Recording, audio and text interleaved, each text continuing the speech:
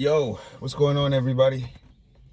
I just came back from the gym, just about to get some food, but I was just thinking to myself, what what is an NPC?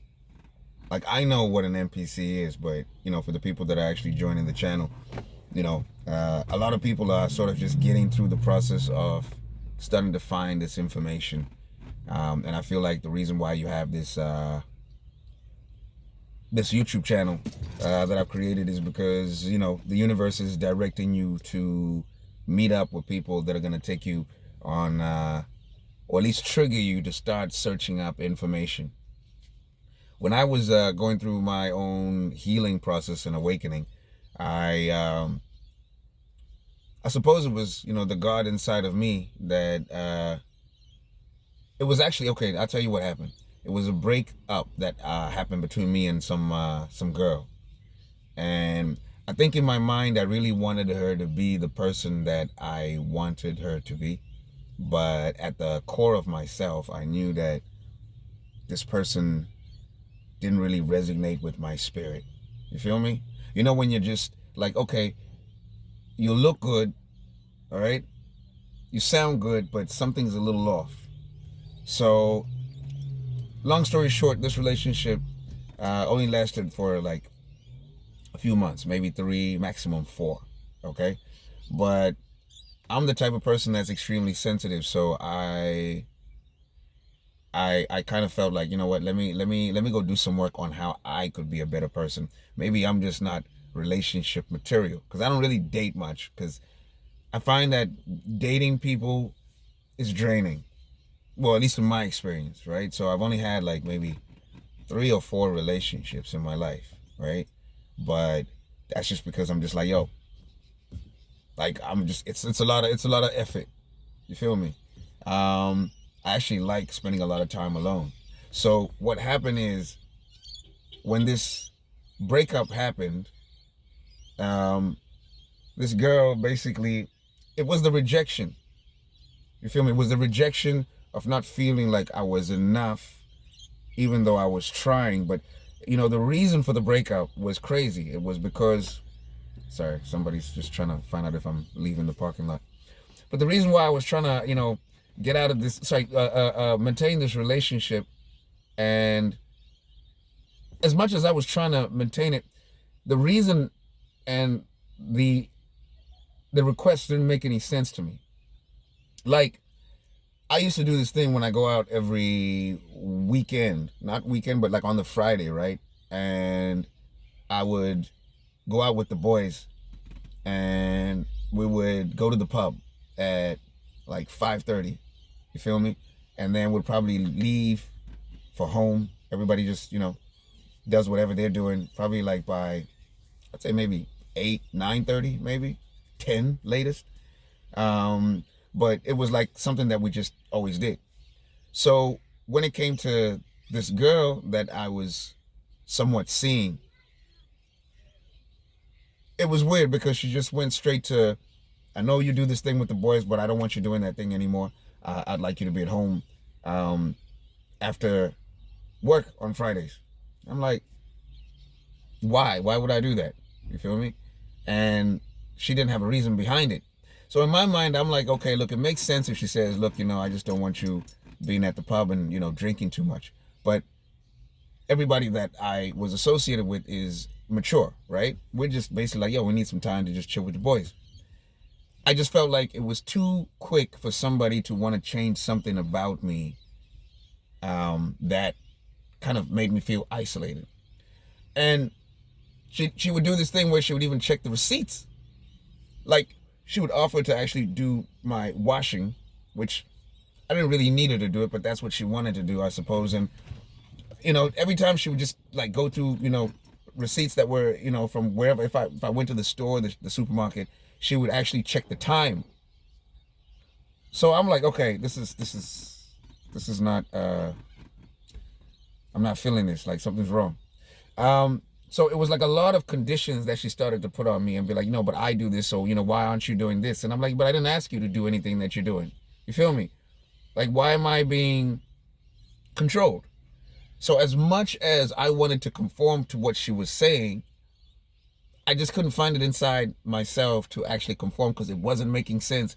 And I was good to compromise certain things, but I'm quite switched on, right? So if you're gonna tell me to do something, I feel like you should be able to tell me the reason behind it so that I can actually gauge and calculate whether it's in my best interest to even be doing it. Like if you tell me, I don't want you doing A, B, C, and D because my ex was like this.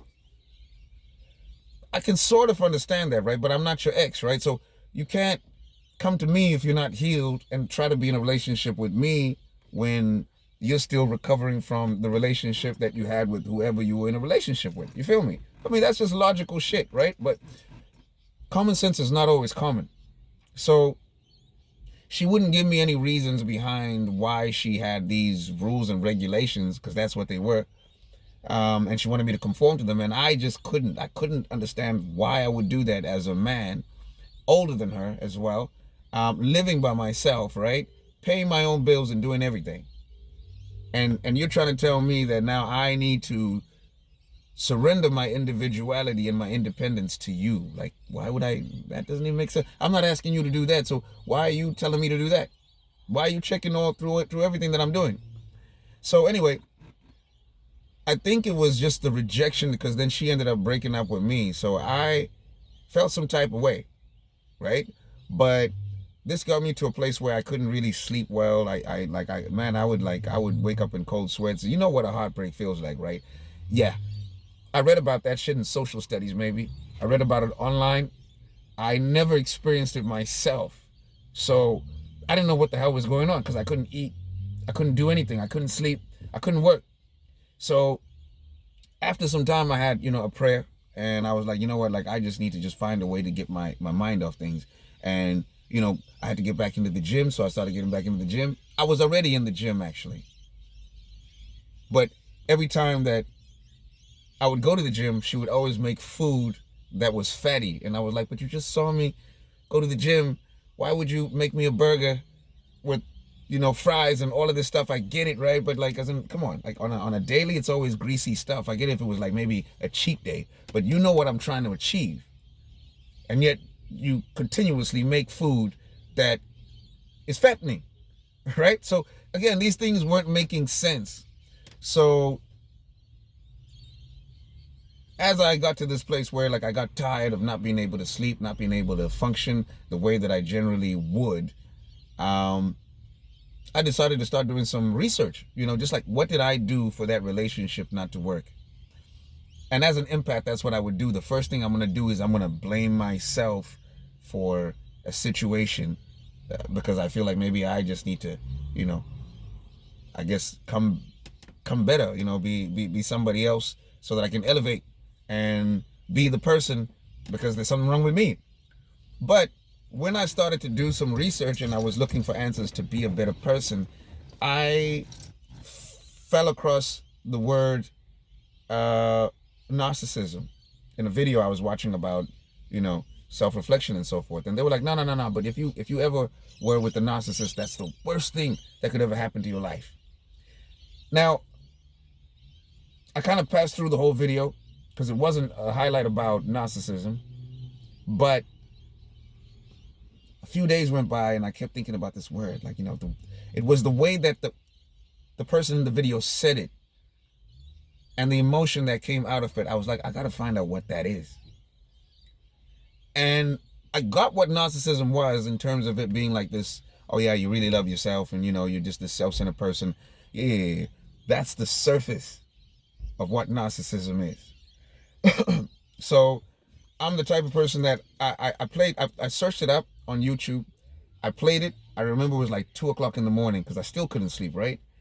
And man, like once they started to explain the description, like the characteristics of a narcissistic woman, a narcissistic girlfriend, I was like, wait a minute, hold the fuck on. Like, this is exactly what this person was doing. And it's just a controlling person.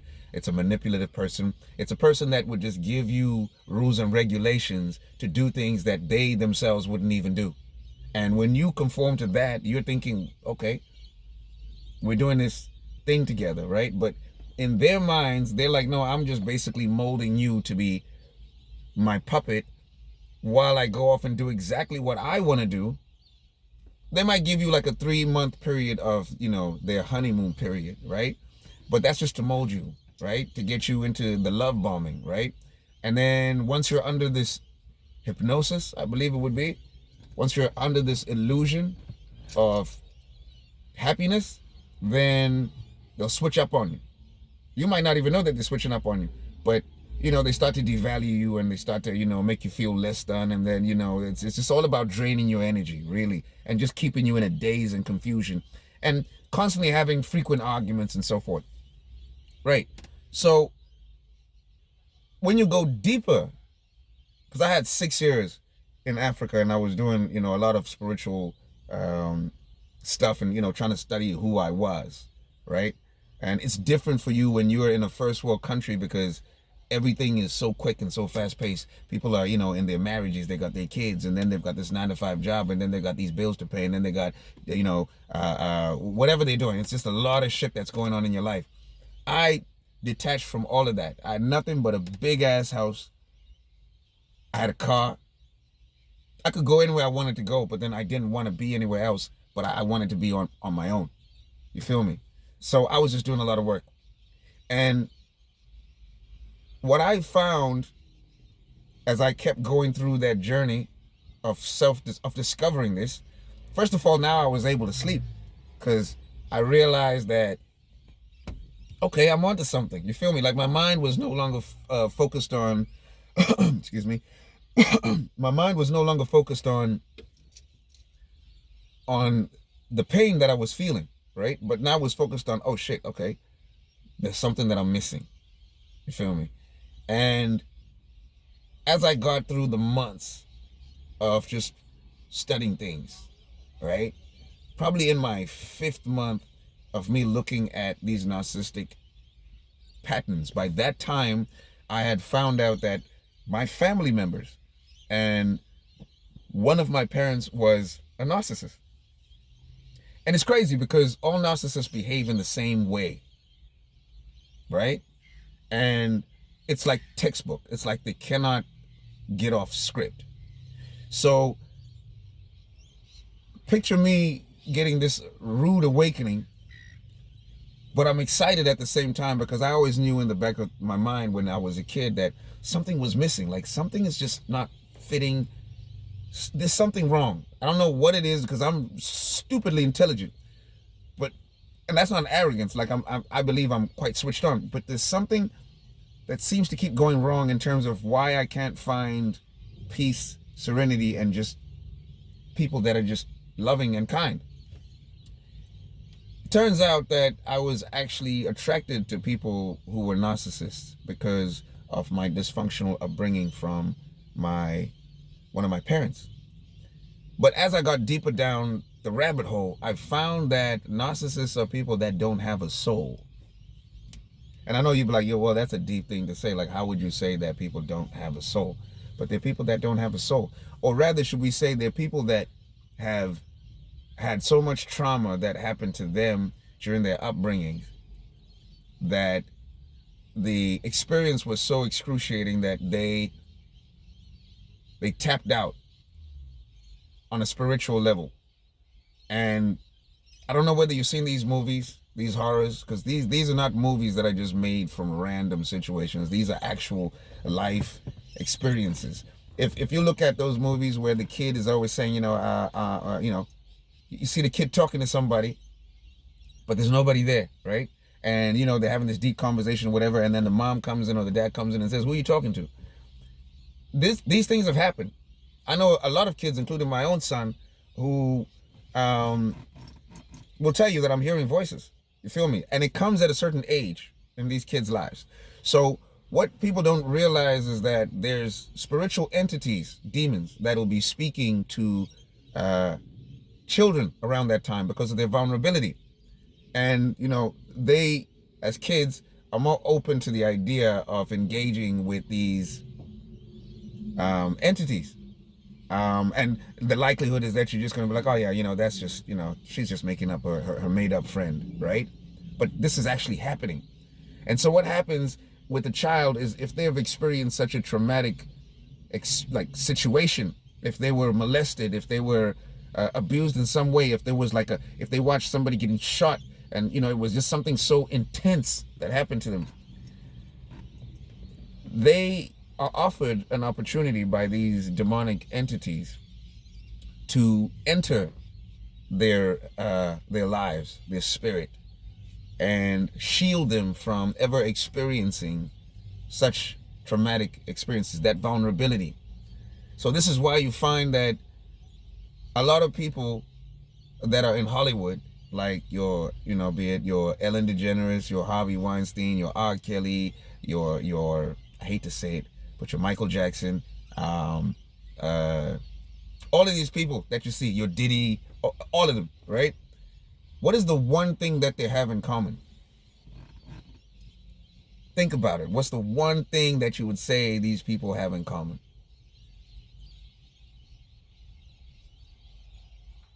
Okay, I'll tell you.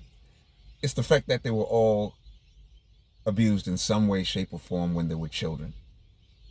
So what happens with these people, especially when you look at the people that are really, really well off and really successful, like the billionaires and all that kind of stuff, you'll find that something happened to them when they were children. An entity took over and is shielding them from empathy and feeling anything, because they don't want to ever feel vulnerable enough to have somebody take advantage of them, especially somebody that they trusted. You feel me? So this demon is taken over them, but doesn't have any emotion. And so you'll always find that an NPC, to get back to what this video is about, an NPC is a non-playing character. It's a person that tapped out already at a young age, and they're emotionless, but the only way that they can exist now is they have to now start to learn how to mimic people's emotions. They have to mimic how people speak. Like, oh, this is a funeral. I had this one friend, and one girl shot herself, unfortunately, by mistake, when we were in high school. I think we were like 14, 15, right? And this was such an emotional time, you feel me? And, everybody's at the school. She had, given me her socks because I was playing hockey for some reason. I don't even know why the fuck I was playing hockey, but I did that, okay? Don't tell anybody, but I did it. And it was like, I was emotional because she had given me, her hockey socks to borrow, the day before, too. And then, unfortunately, she shot herself in her dad's library or whatever, a study room, because she was sort of flipping the gun around, and it just kind of shot her by mistake. So it was a sad situation. Everybody's like, what? We just saw you 2 days ago. What are you talking about? Type of thing. My so-called friend, he was just smiling. I'm like, what the fuck are you smiling at, bro? And he's like, I just don't understand what everybody's what is everybody standing around here for? I don't get it. And I never picked it up at that point in time, but I told him, I was like, so the girl that we go to school with, you remember she was here 2 days ago? She's not coming back, and her body is in that box. I was doing it in a sarcastic way. I wasn't trying to be funny as well, but I was like, why the fuck do you think that we're all emotional? You feel me? But he didn't understand that. And when I was studying this information now as I got older, you feel me? When I had this breakup, I started to realize how some people around me had always been off. They didn't understand what was going on at any time. They didn't have that self-awareness. They were just there. You feel me? If they see people moving a certain type of way, or if we are having a discussion about how we're gonna do this project and do that, they're just agreeing with everything, right? But when it's time to do it, it's like, yeah, no, I don't know what you're talking about. And I'm like, dude, why are you here? Why are you not here? We're trying to get this shit done. You feel me? So it was always an awkward thing. But when I started to look at it and started to study what narcissism was, I realized that it's the people that tapped out emotionally. They don't have a connection to a higher source. They are emotionally detached. They have no empathy. And these people only survive by being around people who are emotionally connected, people with a soul, people that have a connection to a higher source. Because when you're connected to a higher source, this is coming from the soul. So you have the ability to change your mind and decide, if I was doing this tomorrow, I'm going to do that. Oh, I realize this. You can self-reflect, right? Because you actually are aware of self. But with these people, they don't have any empathy, any emotion, nothing. They just learned how to act as if they're part of a progressive community, but they can't live alone because they don't know what to do. So they get into relationships with people only for the basis of being able to siphon your energy. Yeah, it's a lot, right? It's a lot. But I was grateful because I realized that in order for me to become the person that I am today, something had to trigger me. It's hard for you to get to a place of understanding all of this information if life is really good. You feel me? Like, if you have $1 million in your account and you have a beautiful life, and I say, yo, you need to find out who God is, and you need to find out how the devil operates. You would never do that, right? Because you'd be like, hold on one second, like, my life is good. What the hell are you talking about? The only time that you actually go through an awakening is when you have a heartbreak, or when something really detrimental has happened in your life. You're not going to find it in your happiest moment.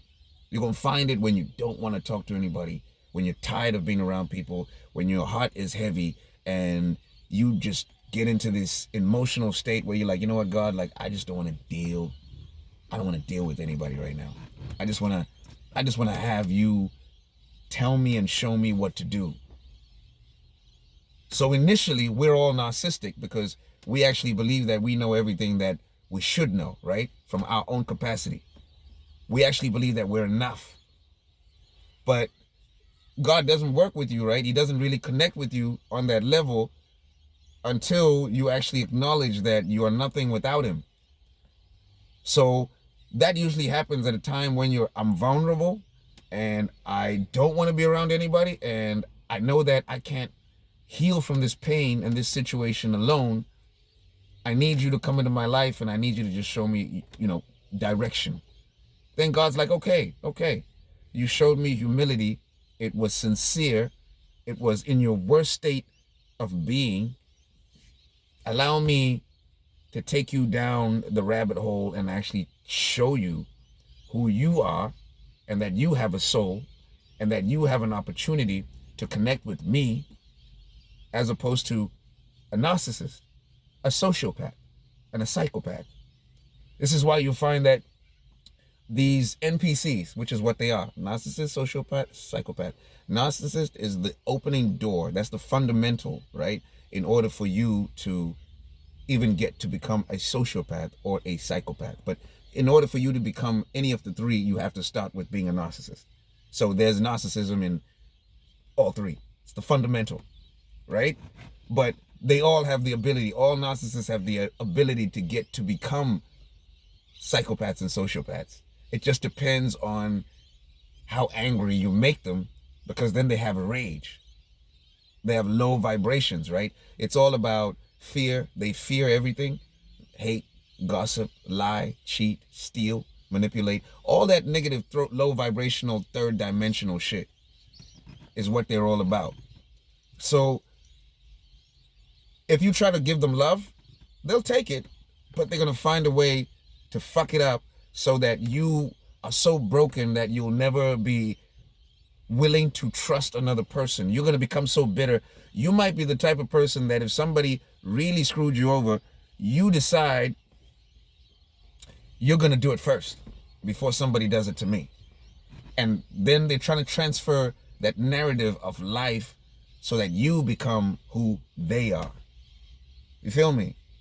So that's what an NPC is. An NPC is a person that has no connection to a higher source, doesn't have the opportunity to be connected to a higher source. They're only thinking of life as, I need to survive and I need to have people around me that I can manipulate in order for them to get me where I need to get to. But I don't have an emotion and empathy towards what those people are going through and what I'm putting them through. I got you before you got me. That's the kind of mindset that they have. And so that's what an NPC is. And this is why you find that they move in the masses. They move in the masses because they don't have self. So the only way that they can understand themselves is by having a group of people around them so that they can regulate who they are. They will mirror you. They might not do it in front of you, but they will definitely be taking notes about what you're doing so that when they get into other places, they can actually pretend as if they are you. It's wild, right? But it's happening. So that's what an NPC is. An NPC is a person that's non-playing character. They don't have a personality. They will literally, you could find somebody that would say, hey, I don't drink, only because they saw that you don't drink. But break up, find out real fast, hey, listen, I own a bottle store. It's like, what the fuck? I thought I get that maybe you own a bottle store, but you don't drink. But chances are you'll find that that person actually is like a wine tester, and they're doing all sorts of shit that is like very guaranteed you drink. And it's not a bad thing to drink, but they will mirror everything that you say and do because they're looking for your validation to get close enough to you so they can siphon your energy. So a lot of people don't understand that they're in relationships with people that are non-playing characters. They irritate the shit out of everybody in the house. It's constantly toxic. You ask them to do something, they'll agree with it, but then they won't do it.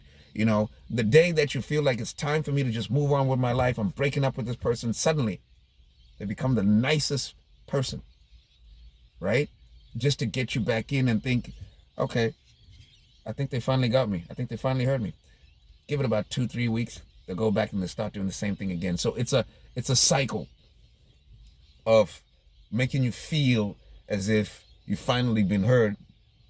And then once they feel that you're now comfortable, the routine starts again. So this is what an NPC is. Non-playing character. Narcissist, sociopath, psychopath. They checked out a long time ago. They only have been with us the same way that we went to school. So like how you learn 1 + 1 is how they stood there and they actually asked certain questions and they looked around and they saw, okay, so if it's a funeral, you got to think about it. You're thinking, and you're talking to a person that maybe now is much older, right? So if they're at a funeral, they know that they need to practice the emotion of crying, right? They have to be feeling down in this moment, but it's not because they're feeling down. They're only doing that because they need you to feel that they are as emotional as you are. Most narcissists are actually actors. If you look at most of the actors that you see on TV, the reason why they're so good at doing what they do is because it's an act.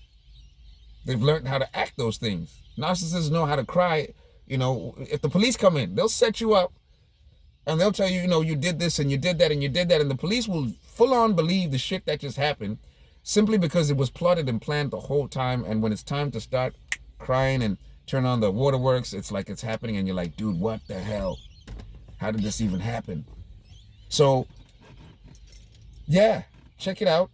I recommend that you start doing some research on things. If I was you, the best way for you to start to actually work on yourself is listen to these kind of podcasts, the videos, the YouTube channels. Listen to keywords that actually stick out. And when you have a chance and a moment, you just sort of just get on Google, you get on YouTube, and you just type out, what does this mean? Who is this? That's the kind of shit that I do.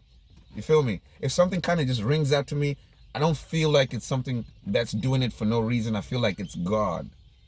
I feel like it's the universe that's saying, you need to work on that. You need to go do this. You need to go do that. So it's a lot of time. It's a lot of effort. But trust me, once you get to understand how people function, once you understand the movements and the actions and the words of fake non-playing characters, once you see that there's a whole group of people that are sitting together, they're not really having a conversation about anything important because they don't think about anything important. They are envious of something, and they're trying to find a way to plot and to try to find a way to destroy this person and whatever. They work together as groups in their dysfunction because misery loves company. They don't even like each other most of the time. In fact, they never like each other because they don't have a soul. But they will come together when it comes to destroying somebody who's a good person, somebody who's kind-hearted. That's one thing that they will do because they want to siphon that negative energy. They only operate on negative energy. And this is what the world is at the moment.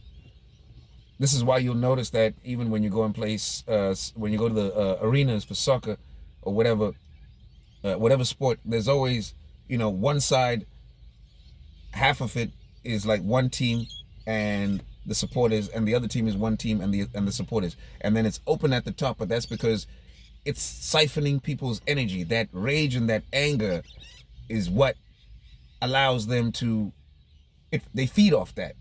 Most NPCs work in nursing homes. They work as nurses. They work at the funeral parlors. They work in medical facilities, like the ambulance. They work in places where negativity is at its all-time high.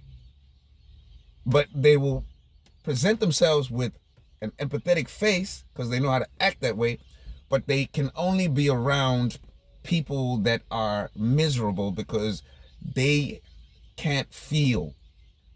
They can't be happy because they lost the connection with the higher source. So this is why there's so many wars. This is why, there's so much violence and all these things that are happening. It's because the negativity is what they need in order for them to exist. So I hope you take the journey to start learning all of this information. Subscribe to the YouTube channel. Obviously, this is some interesting stuff, and I feel like the people, like I said, that join it are here because they need to grow, they need to learn, they need to ascend to become the best version of who they are. They need to tap out of the matrix because the matrix is run by NPCs. You understand? That's why there's so many rules and regulations when you go and work your 9-to-5s. It's not to benefit you, it's to benefit the massive organization. You are just a number. And if you don't conform to what they're telling you, then non-binary, pronouns, all of the stuff that they're coming up with, the shit doesn't make sense. But it's just basically to create this world that is not based on logic. It's like we're taking all your identity so that you can become an NPC too. You feel me? And after some time, you could become it because you're constantly selling your soul to be a part of the masses. Again, join my YouTube channel. It's exciting. Subscribe. And if you're looking for a life coach, that's what I do. But I specifically work with self-awareness, self-development, and parenting for teenagers. Yeah. So hit me up. It would be abelkingcoaching.com. abelkingcoaching.com. Otherwise, subscribe, and I'll check you out on the next video. Cheers. Take care. Bye.